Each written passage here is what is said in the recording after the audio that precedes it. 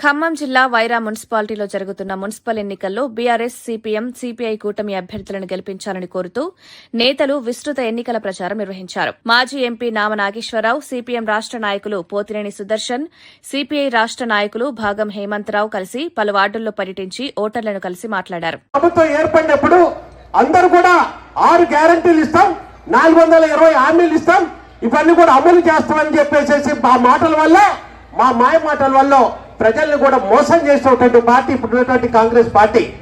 అయితే గత 2 సంవత్సరాల నుంచి ఏ యొక్క మున్సిపాలిటీని కానీ, ఏ యొక్క గ్రామాలను కానీ ఎక్కడ కూడా అభివృద్ధి చేయలేదు. కానీ ఎన్నికలు వచ్చినప్పటికీ ఇలా మాయ మాటలు, మోసపు మాటలు మాట్లాడుకుంటూ ఇప్పుడు కళ్ళబల్లి మాటలు మాట్లాడుకుంటూ మళ్ళా ఓటర్ దగ్గరకు వస్తున్నారు.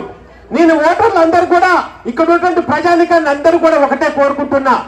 పోయినసారి 6 గ్యారంటీలు అని చెప్పి మహిళలకి 2500 రూపాయలు ఇస్తారని చెప్పి మాయ మాటలు చెప్పారు. ఇప్పటికి 25 నెలలు అయిపోయింది. 25 నెలల్లో ప్రతి మహిళకు కూడా 60,000 రూపాయలు బాకీ ఇప్పుడు ప్రతి మహిళలకు ఉన్నారు.